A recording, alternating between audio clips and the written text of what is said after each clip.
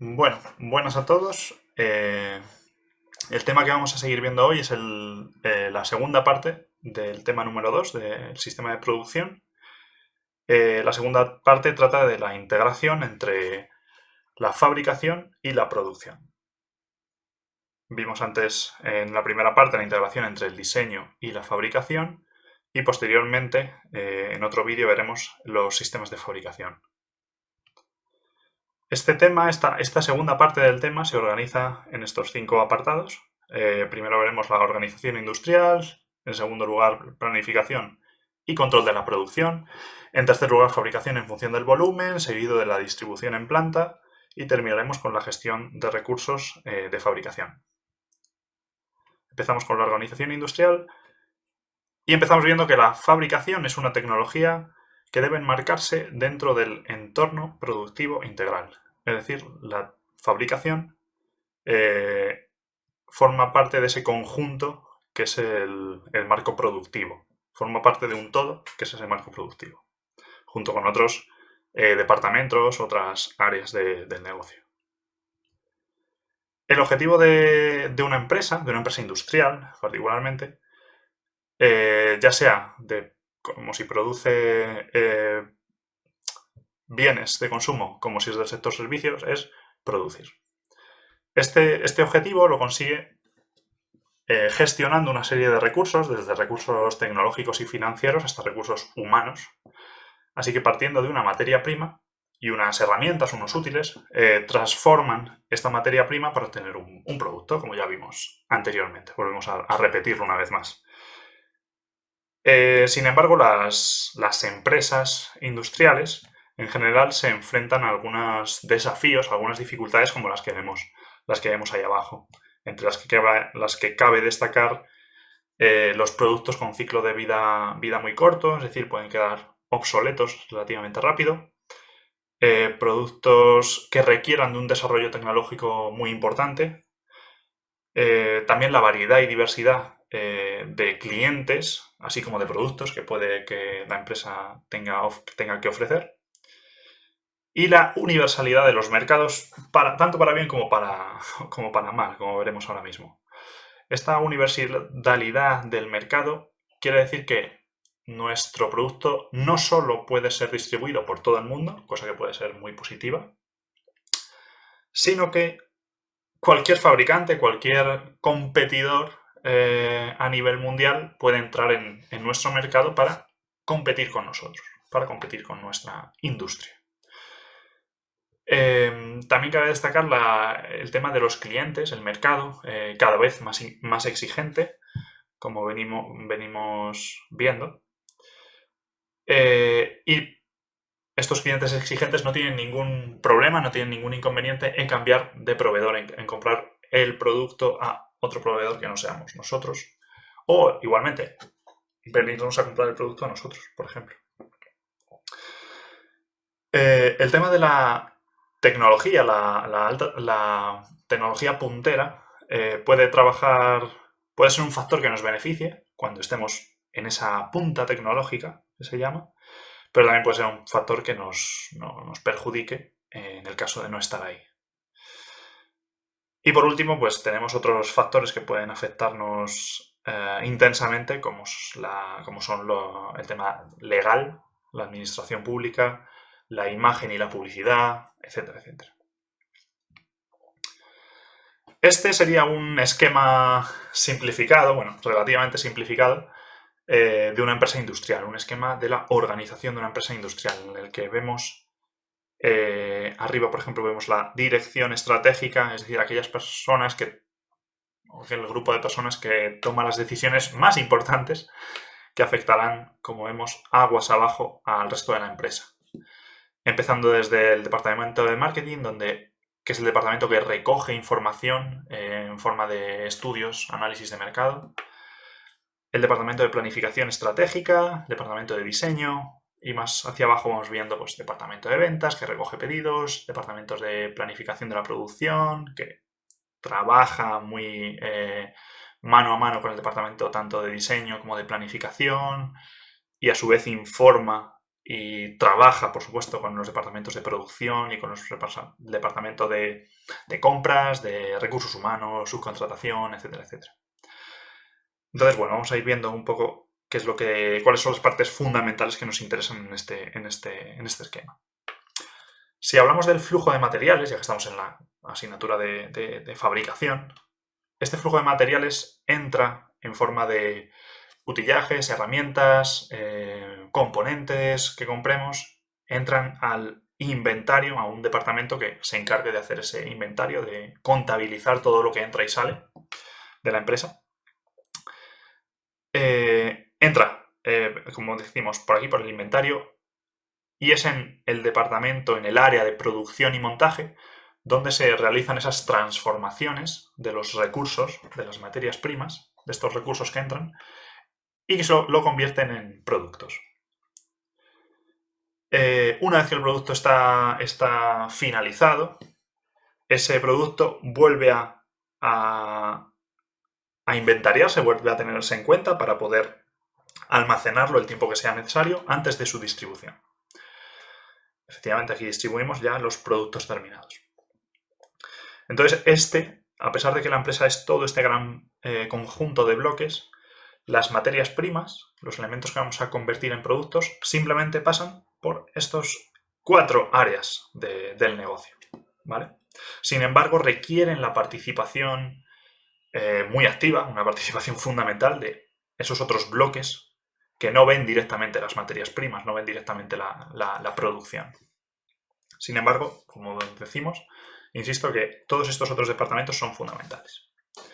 Por ejemplo, si miramos de dónde entra la información del exterior, del mercado, pues entra a través del departamento del área de marketing, en forma, por ejemplo, de estudios de mercado, de análisis de mercado, y en forma de pedidos directos al departamento de ventas.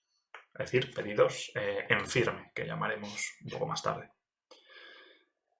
Esa información termina recayendo en el área de planificación estratégica, que es el que termina definiendo cuáles son los productos necesarios, cuáles son los requerimientos que deben cumplir esos productos para que sean acogidos por el mercado. Y también son ellos los que prevén, hacen las previsiones de qué número de productos hemos de fabricar, cuántos. ¿Por qué? Porque esa previsión es fundamental, por ejemplo, para el departamento de gestión de recursos, de compras, para hacer esas compras de las materias primas que necesitaremos, subcontratar los servicios de los que no dispongamos aún en nuestro centro productivo, etcétera, etcétera. Así como la planificación de la producción, por supuesto. Entonces, bueno, ya me he anticipado un poquito, pero ese área de planificación estratégica define los requerimientos de los productos y es el área de diseño el que se encarga de, como decimos, pues de diseñar de esos productos en concreto, ya con unas especificaciones, ya con unos planos de diseño.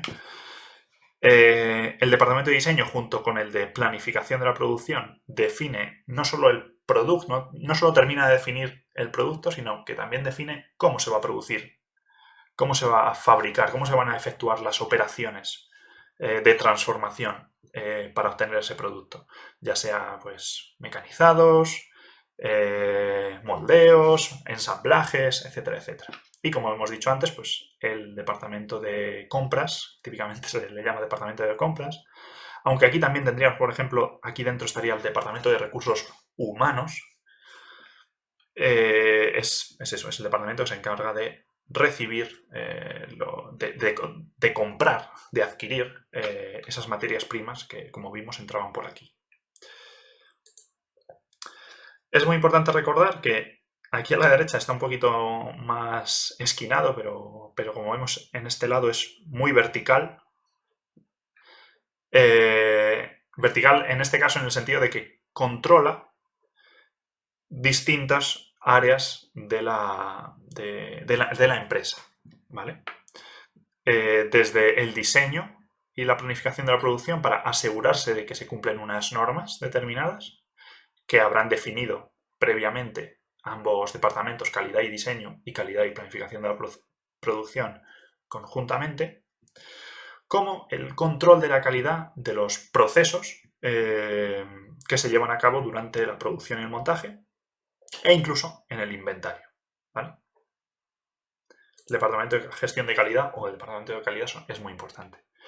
¿Dónde se encuentra el departamento de diseño? Pues bueno, lo hemos visto ahora mismo, pero está aquí arriba, esta cajita azul, que es donde, como hemos dicho, se generan, se producen los diseños, los planos de estos productos que vamos a elaborar. Siguiendo con este primer apartado, solamente por dejar claro algún concepto, el tema del sobredimensionamiento de la planta, pues muy sencillo. ¿Qué quiere decir? Pues que la capacidad que tenemos en la planta, en la fábrica, para producir los productos, las piezas, es muy superior o es superior a la que nos requieren. Es decir, en realidad podemos producir más de lo que estamos produciendo. ¿Eso qué quiere decir? Que estamos incurriendo en costes mayores de los óptimos. Entonces debería ajustarse de alguna forma, ya sea produciendo más o ya sea, por ejemplo, desde subcontratar nuestra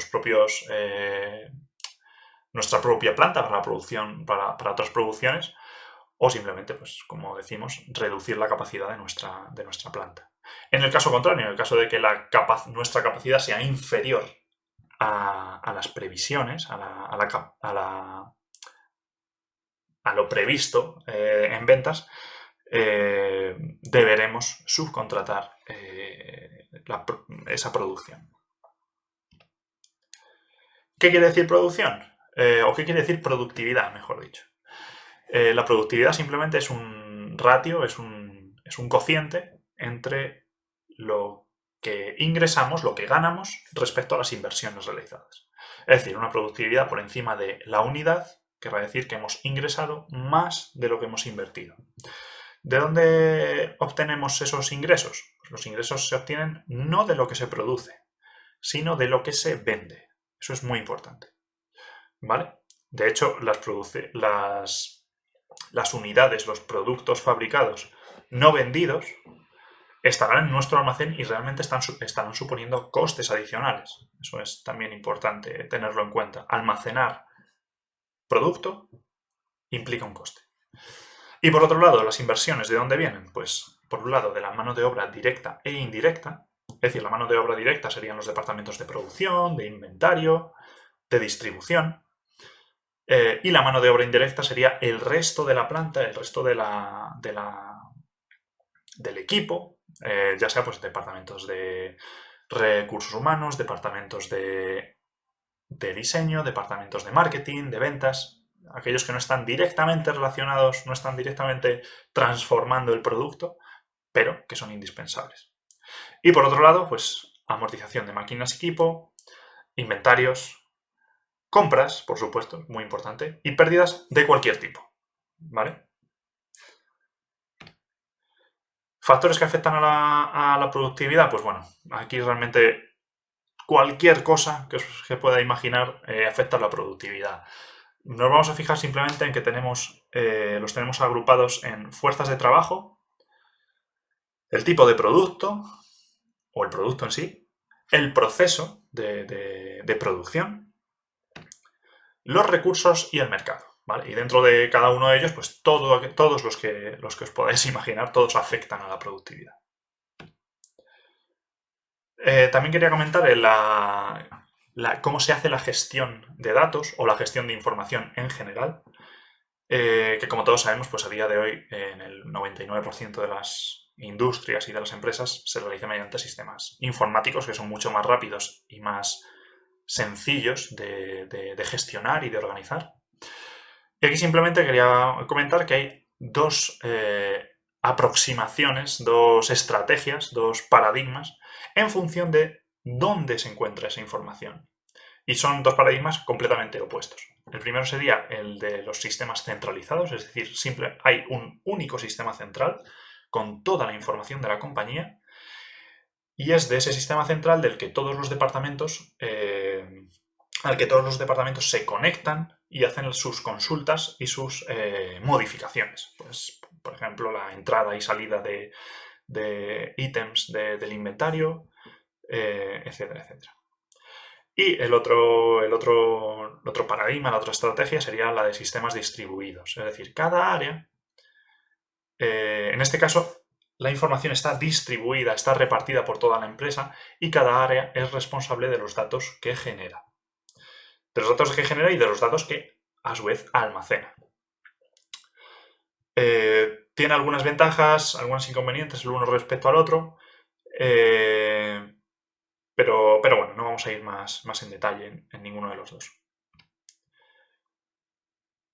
Desde el punto de vista de la fabricación, hay un elemento muy importante que hay que conocer, que es la lista de materiales. O como se suele referir normalmente, el Bill of Materials o BOM, ¿vale? En inglés. Esta lista de materiales identifica, sigue una estructura jerárquica, es una especie de árbol, en la que tenemos en la cabecera de ese árbol tendríamos los productos según salen de la fábrica, los productos a vender, pues, por ejemplo, no sé, una bicicleta, un coche, un avión, un bolígrafo, y a su vez de ese producto cuelgan componentes y subconjuntos. ¿Un componente qué es? Es un elemento, el elemento más básico, el elemento que no se puede descomponer. Normalmente un componente es algo que se adquiere del exterior, es algo que compramos. ¿Un subconjunto qué es? Un subconjunto es algo que puede ser desmontado, es decir, un subconjunto también se divide en componentes y en otros subconjuntos. Entonces, bueno, por ejemplo, en este ejemplo que tenemos aquí, los productos están en azul y estarían arriba. Aquí, por ejemplo, simplemente he puesto un par de bicicletas. Y si nos fijamos en la bicicleta de montaña, de ella cuelgan varios subconjuntos que están, los identificamos en verde. Que, por ejemplo, pueden ser el sistema de frenos, el cuadro, las ruedas y otros subconjuntos que, bueno, no he incluido, pero que estarían ahí, pues, por ejemplo, el manillar, los pedales, etcétera, etcétera. Si nos fijamos, por ejemplo, en la rueda es un subconjunto formado a su vez por otro subconjunto que es la cámara completa, que está formada simplemente por dos componentes, es decir, dos elementos que hemos adquirido de otra empresa que hemos comprado, que son la cámara de aire y el tapón de la cámara. Es muy importante que este árbol de materiales, lo veremos a continuación, pero bueno, este árbol de materiales, esta lista de materiales, por ejemplo, la bicicleta tendrá dos ruedas, es decir, tenemos que identificar el número de subconjuntos y el número de componentes que constituyen el producto que tienen por encima o el subconjunto que tienen por encima. Una rueda solamente tiene una cámara. Sin embargo, por ejemplo, una llanta tendrá un aro y un número de radios, pues no sé, puede tener 20 radios, 30 radios, y tuercas, pues otras tantas tuercas, 20 tuercas, 30 tuercas, etcétera, etcétera. Los componentes, subconjuntos y productos, todos estos elementos se identifican con un número identificativo, valga la redundancia, único, ¿vale? Quería aquí destacar que podemos tener un subconjunto que forme parte de productos diferentes o de subconjuntos diferentes por encima. Y eso también es muy habitual en los componentes. Pues tendremos tuercas M2 en la llanta, pero también probablemente tengamos tuercas M2 en otra llanta de otro tipo o en otro subconjunto de otro tipo, ¿vale? Esa es la ventaja de tener esta estructura en árbol. Se pueden cruzar, y de hecho se cruzan y se mezclan, digamos. Hay subconjuntos que pertenecen a productos diferentes. Y subconjuntos que pertenecen a subconjuntos diferentes, a su vez. Parece un poco lioso, confuso, pero bueno, a la hora de la práctica es más sencillo. Como decíamos, cada elemento, producto, subconjunto, componente, se codifica Y se codifica de una forma lógica para evitar errores. Pues todos los tornillos a lo mejor empiezan por el número 5 o con la letra T o algo parecido, ¿vale? Será una serie de dígitos alfanuméricos típicamente, o solamente numéricos, para poder agruparlos y que sea más sencillo. Y como decíamos antes, en estas bases de datos, en estas listas de materiales, se suele y se debe incluir el número de unidades necesarias, por ejemplo, para formar ese subconjunto. Por ejemplo, las dos ruedas para formar un producto, serían dos subconjuntos para formar un producto, que sería la bicicleta, y el coste de cada uno de estos elementos, de estos subconjuntos o componentes. De esta forma se puede fácilmente calcular el precio, el coste del producto total o incluso del subconjunto que deseemos. En base a todos los elementos que cuelgan en ese árbol por debajo. Aquí, por ejemplo, simplemente me estoy fijando en este subconjunto de la rueda. Todos los componentes tienen un valor y si reducimos el valor de algunos de ellos, pues reduciremos el valor, el coste. Si reducimos el coste, importante. Es decir, encontramos un neumático similar por un coste inferior o llegamos a un acuerdo con el proveedor de neumáticos de tal forma que si adquirimos más unidades nos rebaja el precio, pues de esta forma reducimos el precio en materiales del producto.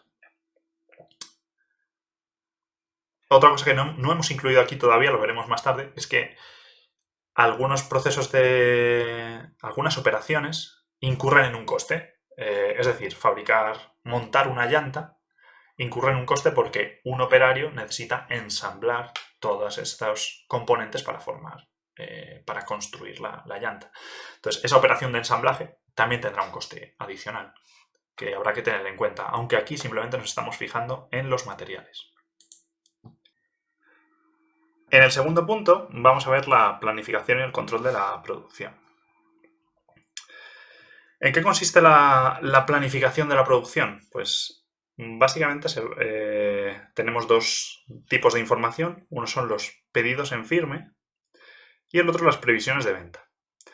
En la figura de la izquierda, la línea negra representa la previsión de venta, lo que nuestro departamento ha estimado que venderemos, que habrá que fabricar para vender. Y la línea punteada en roja, pues en realidad representa los pedidos en firme que finalmente se han obtenido a lo largo del tiempo, tras cada mes, por ejemplo. Entonces, esta previsión de venta es muy importante a la hora de evitar grandes cantidades de stock en los almacenes, etc. Porque ese stock pues, nos va a incurrir en costes, claro.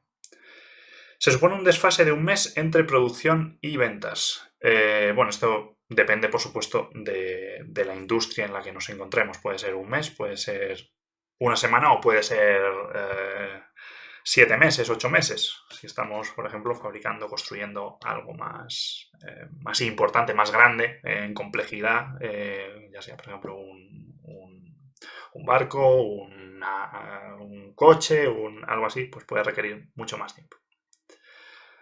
En función de esas previsiones, se elaborará la planificación de la producción, que es nuestro objetivo aquí.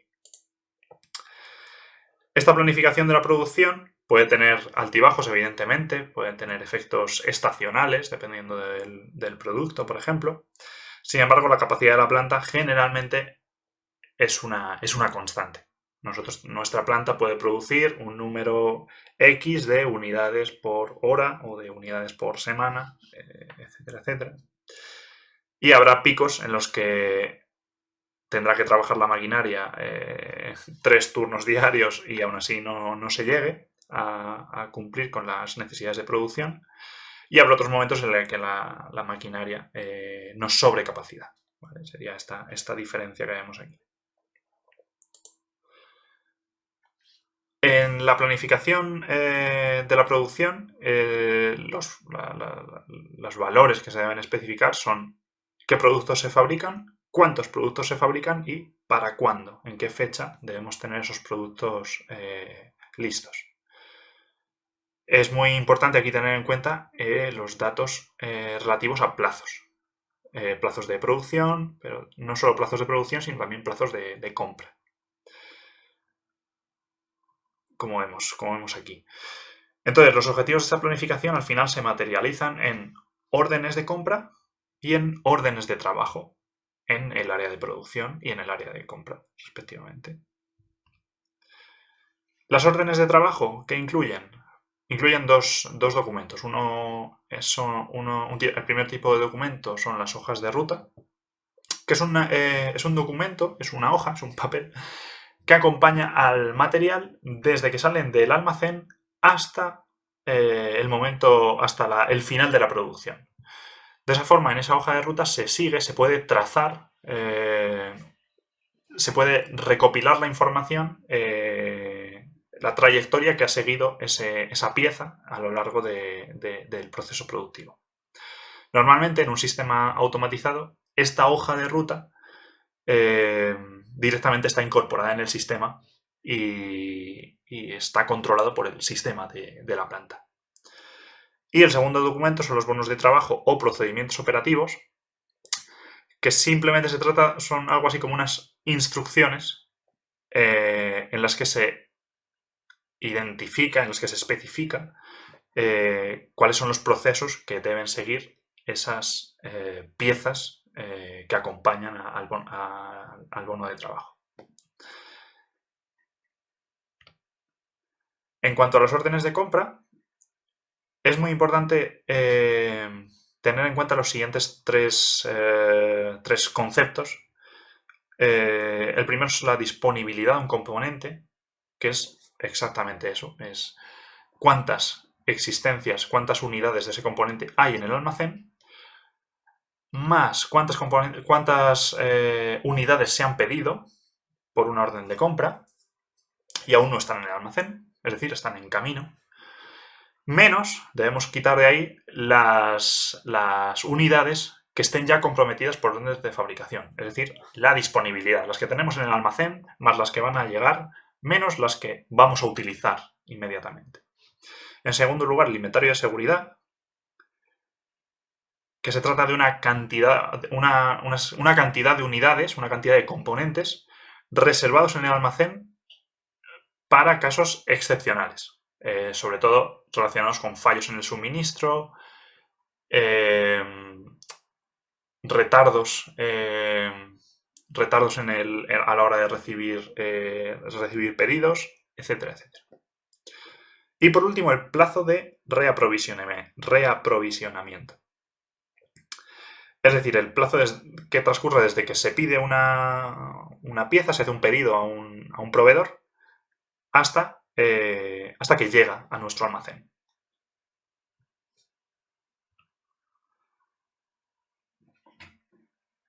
El procedimiento de gestión por punto de pedido responde a dos preguntas básicas. Es decir, en realidad esas dos preguntas son el cuándo hacer el pedido y cuánta cantidad de materiales pedir. La pregunta de cuándo debemos de realizar el pedido, simplemente cuando no dispongamos de piezas. Así de sencillo. Por supuesto, depende de los plazos de reaprovisionamiento, pero en general se hará de esta forma, cuando no se disponga de piezas suficientes para cubrir la demanda en un plazo de tiempo, en ese plazo de tiempo que es el plazo de reaprovisionamiento. Y la cantidad a pedir, pues esto depende generalmente de la experiencia de la empresa, pero normalmente se calcula en base a esta ecuación, a esta fórmula, que es la cantidad económica de pedido, donde la D es la demanda en unidades por unidad de tiempo, es decir, la cantidad de productos que tendremos que fabricar en un periodo de tiempo, en un mes, en 2 meses. C sub E es el coste de emisión de una orden de compra y C sub A es el coste de almacenaje de una unidad de producto durante un periodo determinado.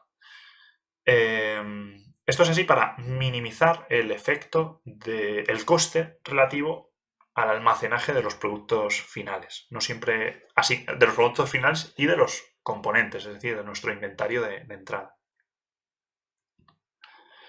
En tercer punto que vamos a ver es la fabricación en función del volumen. Vamos a ver una serie de tecnologías que, bueno, la mayoría conoceréis ya o habréis oído hablar. Es relativamente sencillo. En primer lugar, bueno, el sistema productivo puede concentrarse en una de estas tres estrategias. Puede maximizar la productividad, es decir, maximizar la cantidad de productos por unidad de tiempo. La calidad de esos productos, normalmente es un compromiso, si queremos obtener más calidad, la productividad puede que descienda. Y por último, la flexibilidad, es decir, la capacidad de nuestra planta para modificarse y obtener, y de esa forma fabricar productos diferentes. La flexibilidad.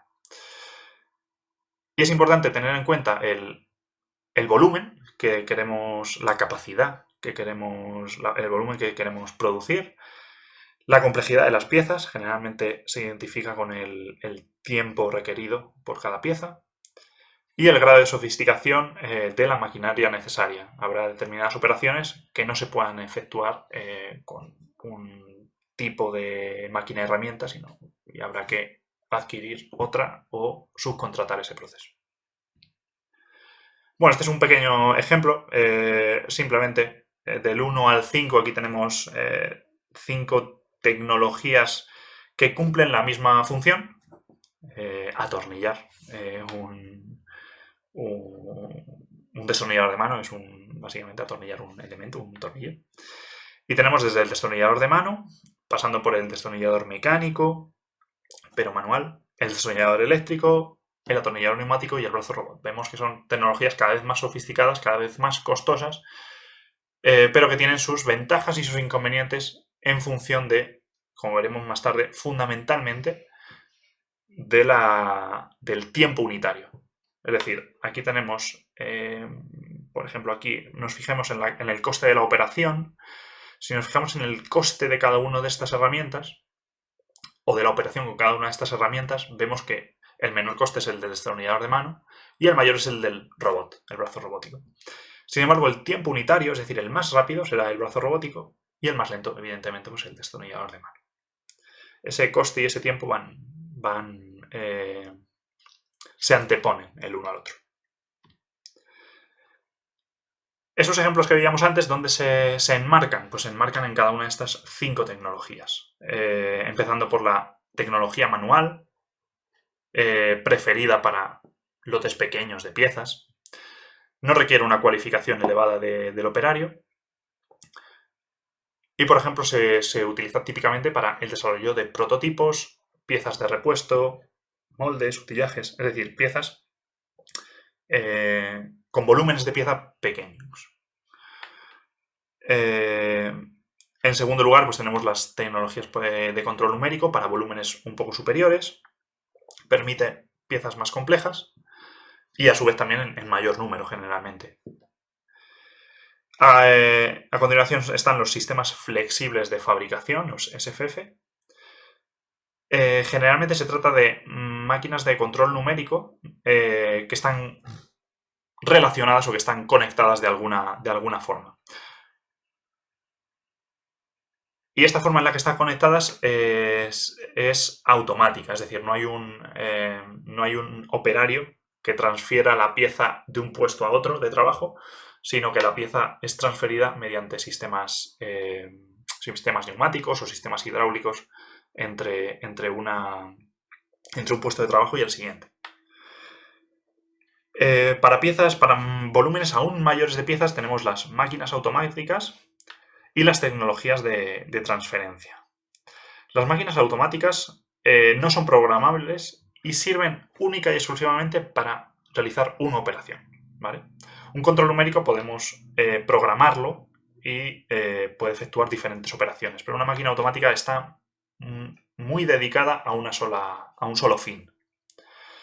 Por ejemplo, pues aquí serían las máquinas de inyección de plástico. En este caso, la manipulación es manual.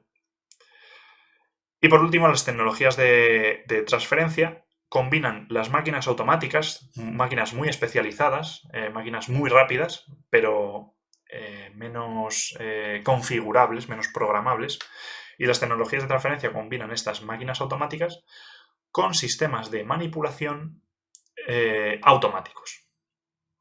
¿Vale? Es decir, el transporte de las piezas entre un puesto de trabajo, entre una operación y la siguiente, es automático. No hay operarios de por medio. Aquí en este gráfico, por ejemplo, resume lo que hemos comentado hasta ahora. Volúmenes pequeños, número de piezas, es decir, estamos aquí abajo, volúmenes pequeños con piezas no muy complejas, tecnologías manuales. A medida que aumentamos la complejidad, necesitaremos controles numéricos. A medida que aumentamos el volumen, entran en juego los sistemas de fabricación flexible, a continuación las máquinas automáticas y por último las tecnologías de transferencia para automatizar esos grandísimos volúmenes de piezas o de productos. Por ejemplo, las plantas embotelladoras que están completamente automatizadas.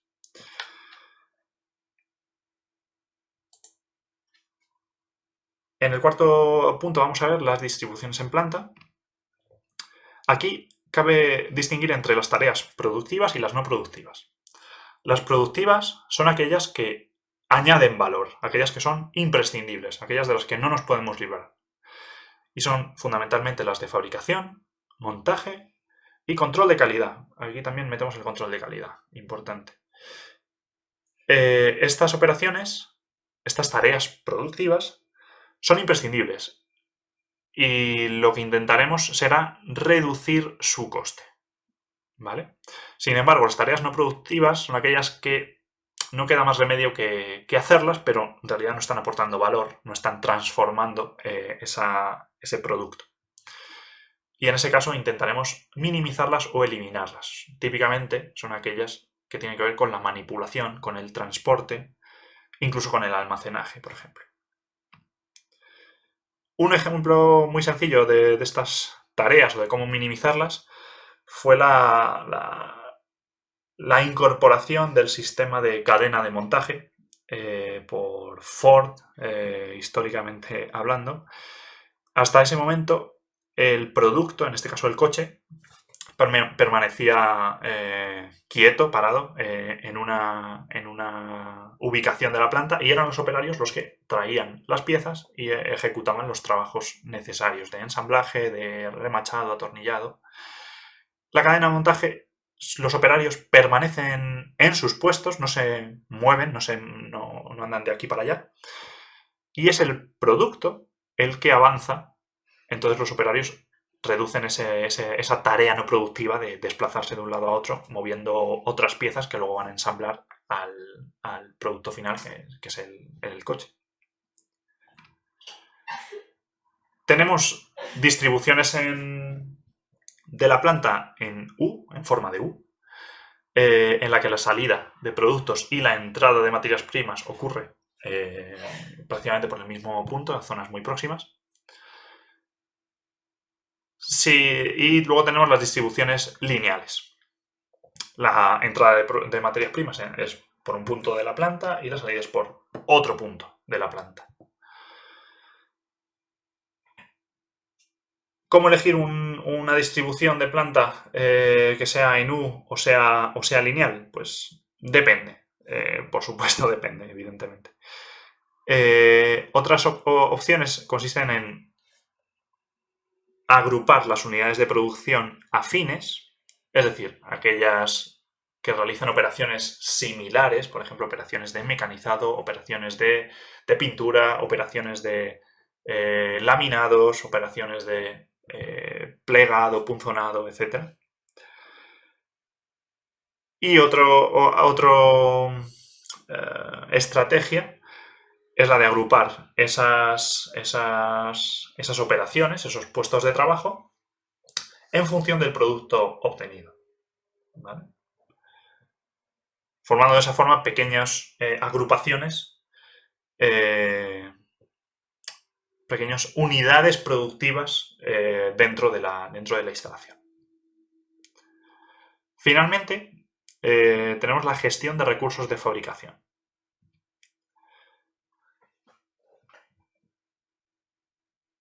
Entonces, aquí, bueno, volvemos un poco al principio, lo que teníamos del tema de la organización de la producción.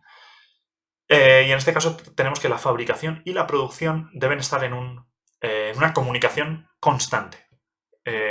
Todos los problemas que haya en producción deben ser comunicados a fabricación y así y de esa forma pues minimizamos los problemas que tanto coste nos acarrean cuanto más avanzado está en la producción el producto. Entonces, dentro de ese intercambio de información tenemos 3 objetivos fundamentales. Dar el máximo servicio al cliente, es decir, obtener un producto de calidad, a tiempo, sin problemas. Por otro lado, minimizar la inversión y el coste de almacenaje. Y por último, utilizar la máxima capacidad de la planta productiva. Eso tiene que ver con el coste en amortización. Cuanto más tiempo se esté utilizando se esté aprovechando la capacidad de la que disponemos en la planta, mejor en cuanto a costes.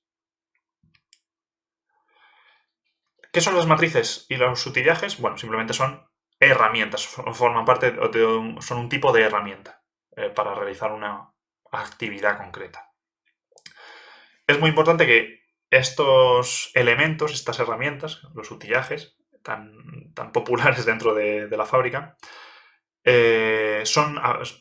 pueden ser muy valiosos, pueden ser muy costosos y también puede que aunque la planta no sea muy grande, haya un número importante de estos utillajes. Entonces deben almacenarse, deben guardarse en sitios destinados para ello, del almacén. Deben controlarse, importante para evitar pérdidas y extravíos que al final incurran en coste y en aumentos de los plazos.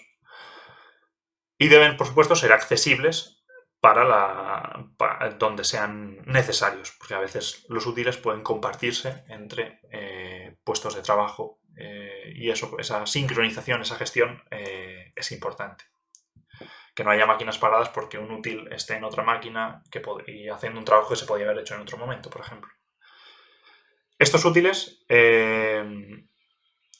importante, esto respecto al tema de costes, estos útiles deben amortizarse con el pedido que los ha generado. Pero bueno, es un tema un poco más... requiere un poco más de detalle, pero la amortización de un útil se hace con el pedido que ha requerido de ese útil, ¿vale? Sin más.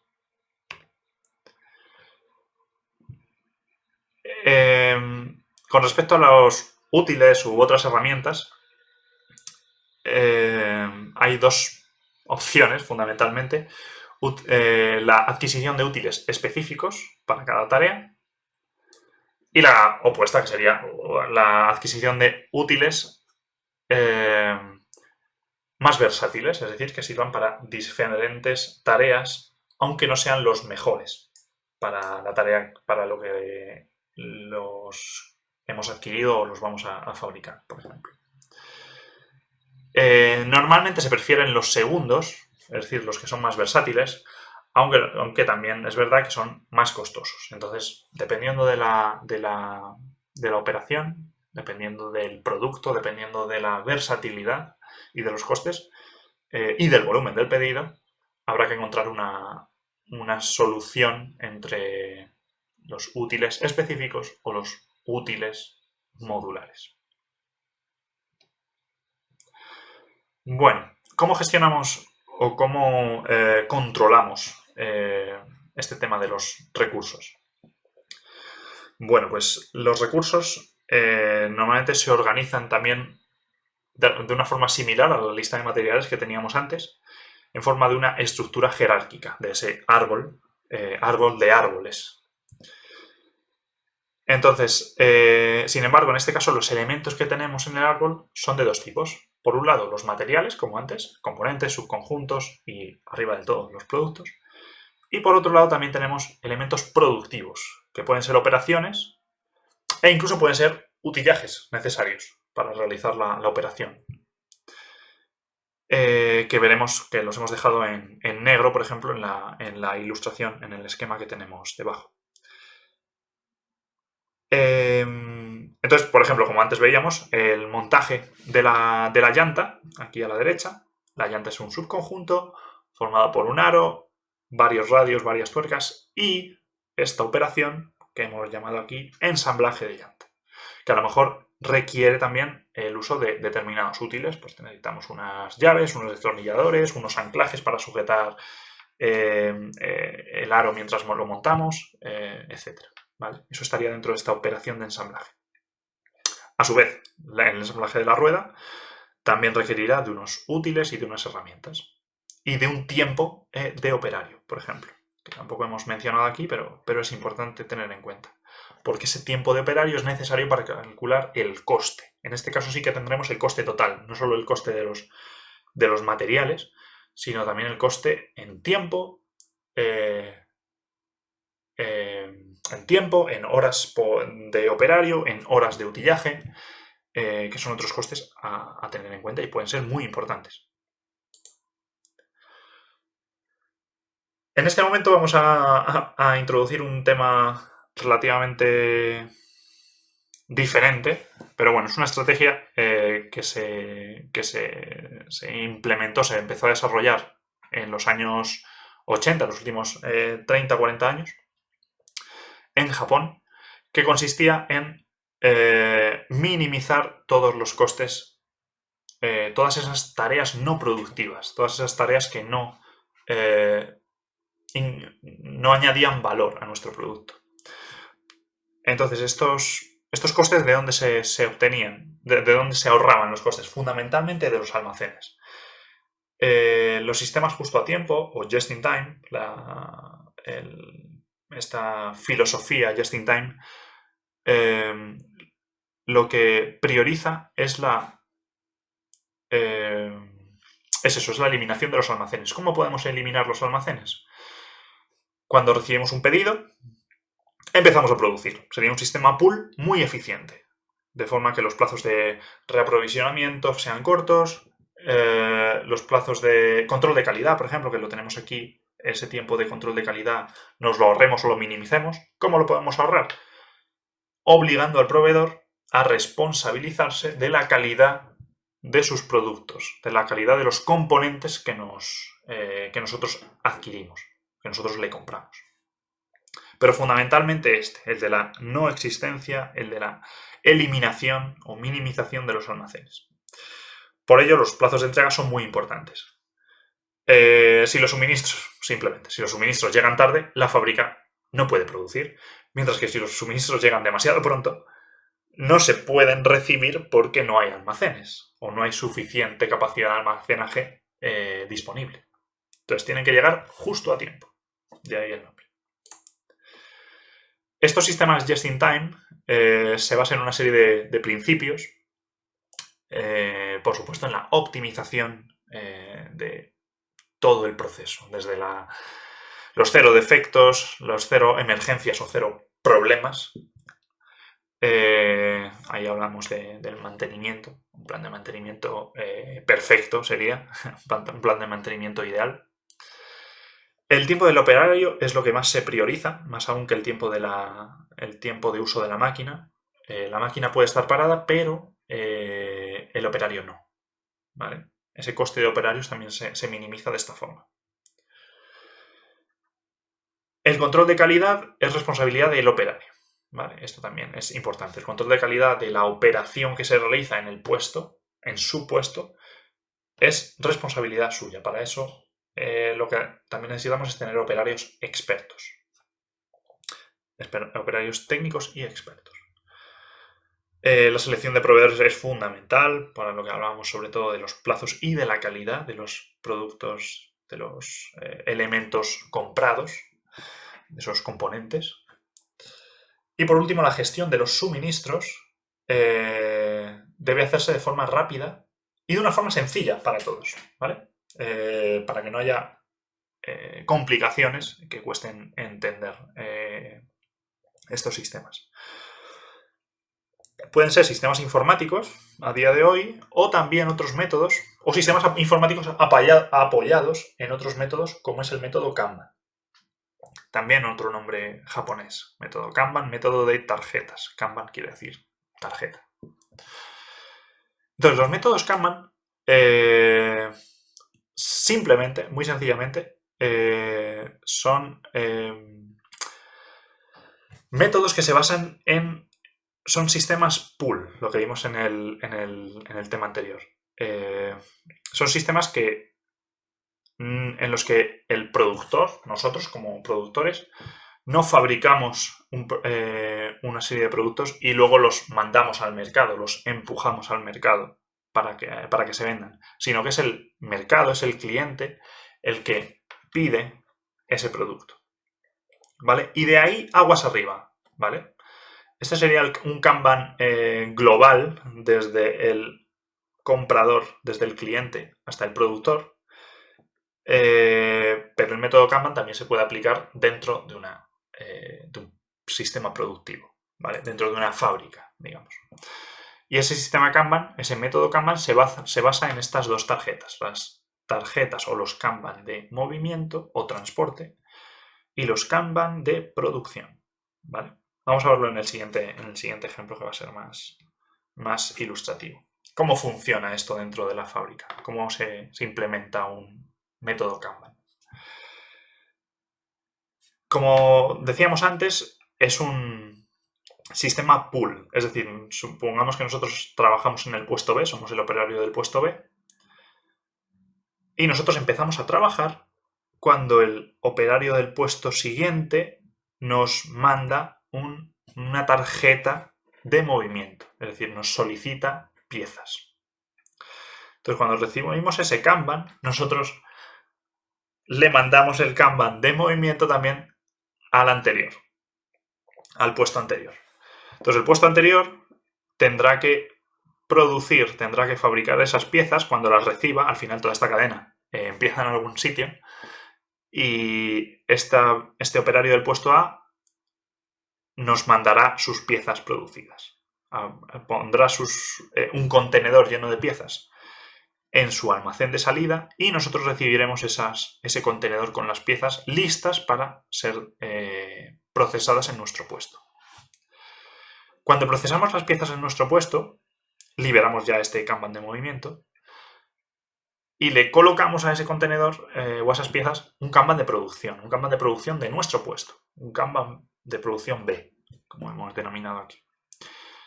Cuando está finalizado, cuando finalizamos con nuestra operación, dejamos ese contenedor en el almacén de salida de nuestro puesto y esas piezas entonces son enviadas al puesto C, ¿vale? Porque teníamos ese Kanban de movimiento demandando las piezas.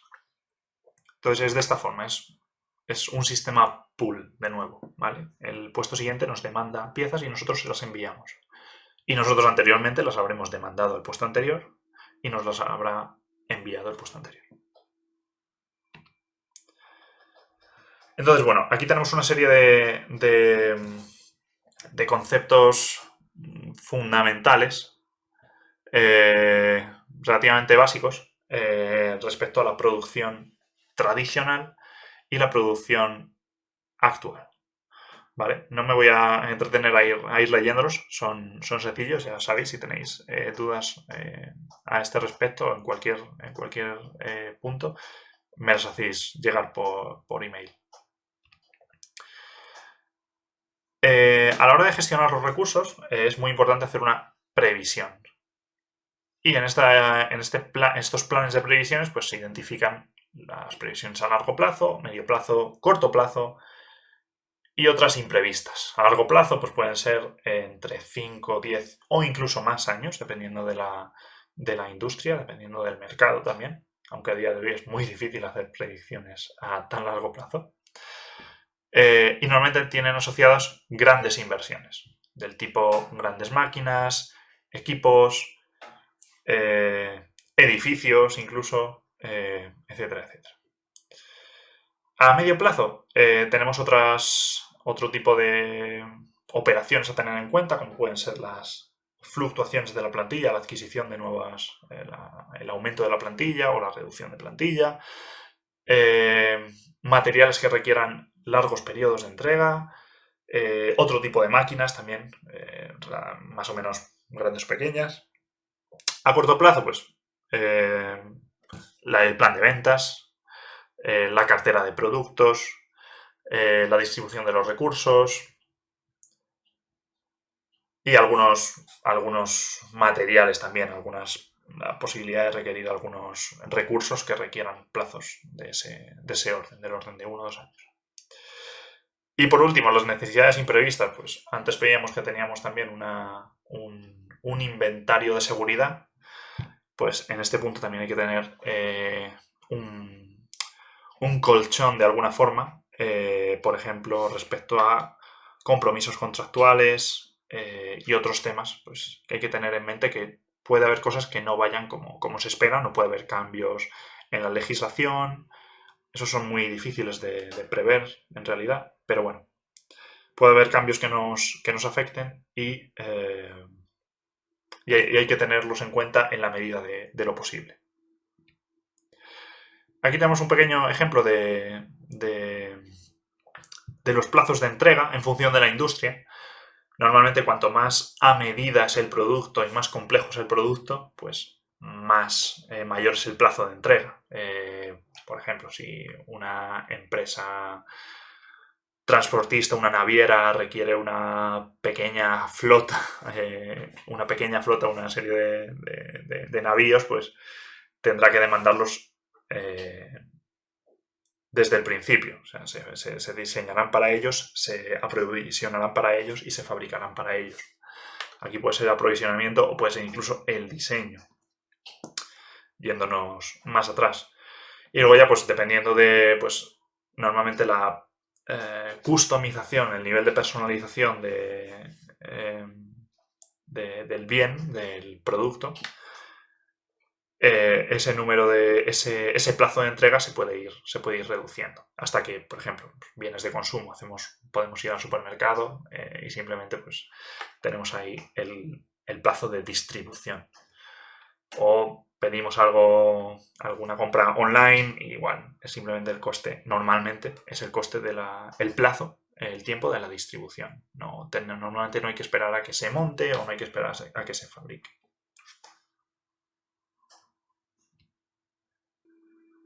Bueno, ¿por qué puede ser necesario realizar estas previsiones? ¿O qué tipo de eventos pueden obligarnos a realizar previsiones de una forma más o menos frecuente? Puede haber factores competitivos dentro del sector. Puede ser el mercado, puede ser las tendencias del mercado las que nos obligan a realizar estas nuevas previsiones. O posibles clientes o potenciales nuevos clientes. Asimismo, todo el tema de promoción de ventas, publicidad, política de precios, pueden afectar a la demanda y también deben tenerse en cuenta en estas previsiones. Y también a tener en cuenta a la hora de hacer estos análisis, pues cuanto mayor sea la muestra analizada, mejor. Cuanto mayor sea el número de artículos analizados, mejor será nuestra visión de esta previsión. Las previsiones son más exactas para periodos de tiempo cortos. Bueno, aquí hay que distinguir. Los tiempos cortos se refiere aquí a la discretización del tiempo, a tener información de forma frecuente, ¿vale? No simplemente semanal, sino puede ser a lo mejor diaria de los productos. Es importante saber qué tipo de errores podemos tener a la hora de hacer esas medidas, por ejemplo, de ventas o de productos suministrados. Y por último, por supuesto, estos análisis de previsiones se basan en datos históricos que hayamos almacenado. Estos análisis se basan como hemos dicho, en datos históricos, en una serie cronológica, Por ejemplo, hasta el periodo actual sería lo más aconsejable. Los datos más recientes posibles, pero también todos los datos almacenados en los últimos meses, días, semanas, meses o incluso años. Y algunos aspectos a tener en cuenta dentro de estas series de datos cronológicas son la tendencia, la estacionalidad y esa posible aleatoriedad que puede estar contemplada dentro de unos errores. Por ejemplo, tomemos esos datos de muestra, de ejemplo. El tiempo está medido en meses, los últimos 50 meses o 48 meses. Y en vertical tenemos los suministros, la cantidad de suministros que hemos demandado. La tendencia, ¿qué quiere decir simplemente? Pues parece que en nuestro caso, en este caso, los suministros que pedimos cada vez son mayores. Además tenemos aquí una cierta ondulación, picos y valles, pero la tendencia que vemos es ascendente, por ejemplo. En este caso, un caso muy simple, muy tonto.